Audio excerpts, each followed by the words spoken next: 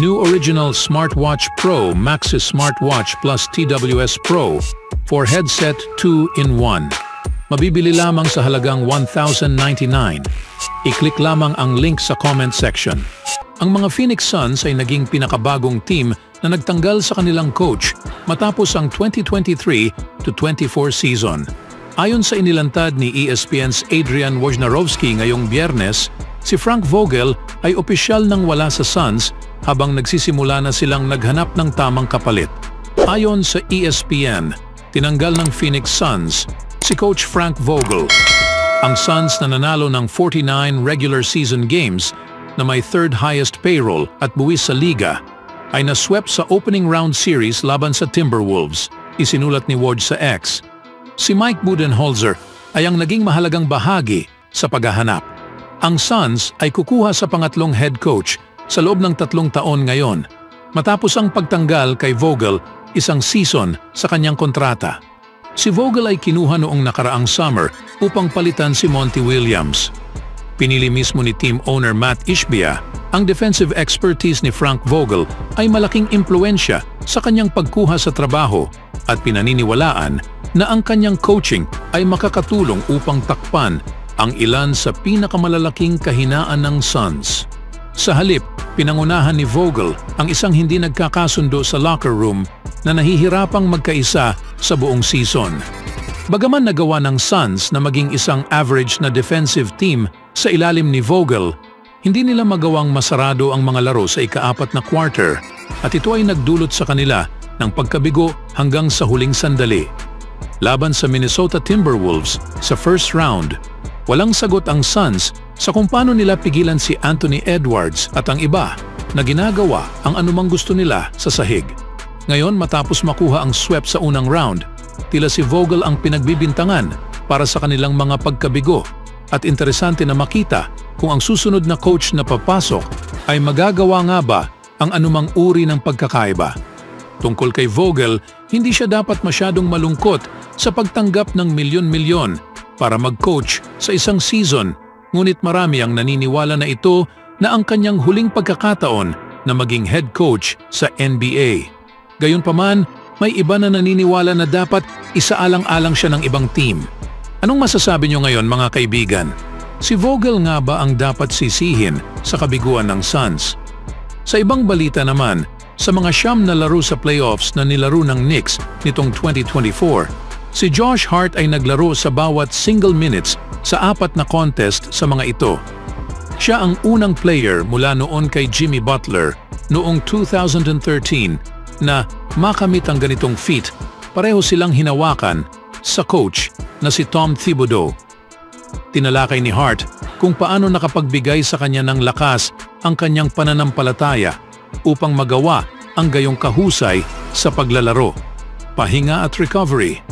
Ang aking Panginoon ay ang gumagawa sa mga kakaibang paraan. Ngayon, pakiramdam ko wala na talaga akong lakas.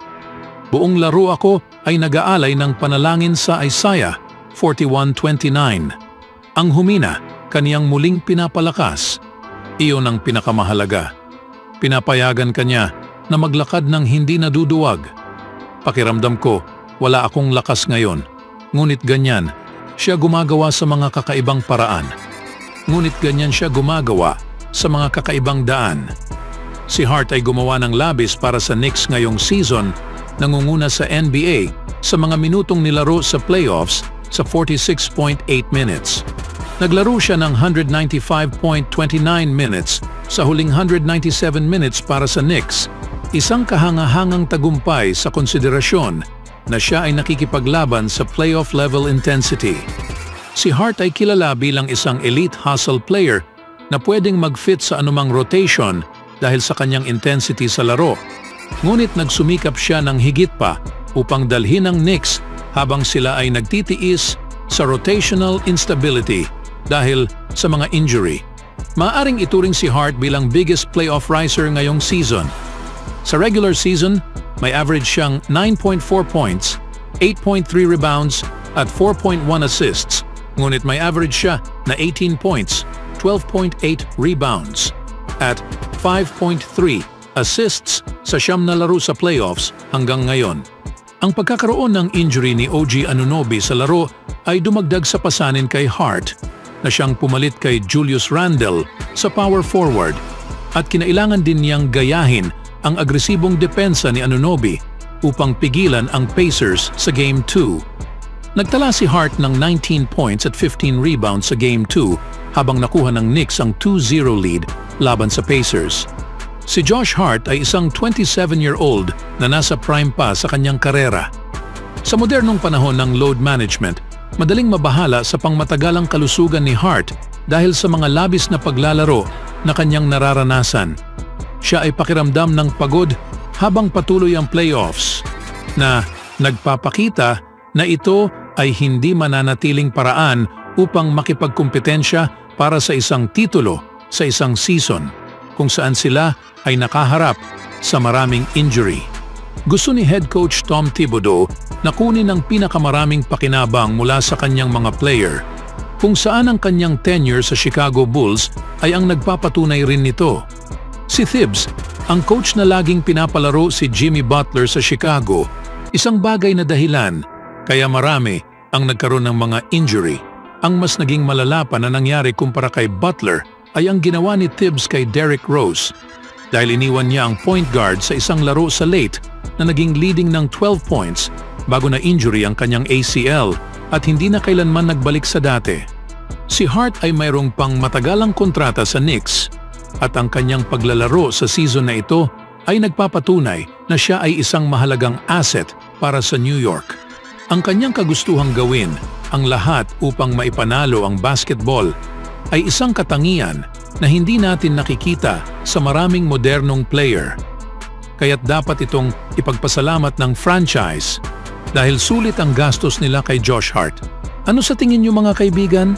Samantalang naitay na ng Cleveland ang series sa 1-1 record laban sa Boston Celtics sa panahong tinalo nila ito sa score na 94-118 sa kanilang second round playoff. Sa laro na ito uminit si Jason Tatum sa scoring na may 25 points at 7 rebounds para pangunahan ng Celtics sa scoring. At nagkataon naman na naging malamig rin ang ibang players ng team na kung saan gumawa lang ng 19 points ang co-star na si Jaylen Brown at Derrick White na nakapagtala lamang ng 10 points. Sa kabila, naging malaking bagay si Donovan Mitchell sa panalo na ito nang pinangunahan niya ang Cavs sa panalo at nakapagtapos ng 29 points, 7 rebounds at 6 assists. They still rock the Jason Tatums. They love those shoes. Mitchell, now do the Cavs have enough offensive production to get a burst? Oh, Mitchell from 3. Jake Hauser. Mitchell leans in, gets the... Getting downhill and attacking the paint has been so important. Mitchell just teeing it up. You've seen them go at Hauser. I think Hauser's playing good defense. Kabilang ang pangbabastos na ito kay Tatum sa bahay ng Boston. Donovan Mitchell at the horn. Got him. A big 3 by Donovan Mitchell and the Boston. 2 seconds left. Mitchell gets it off. 3 by Donovan Mitchell and the Boston Celtics are down 12 with 12. And Donovan Mitchell, we saw the spin cycle that Jason Tatum put on the Cavs. Tumulong sa kanya si Caris LeVert na may 21 points. Always do it on my own, so I gotta get through it. And the only thing I know is to love what I'm doing. Never give up, never slow, till I finally prove it. Never listen to the no's, I just wanna keep moving. Keep my head up when I act, head up, that's a fact. Never looking back, I'ma keep myself on track.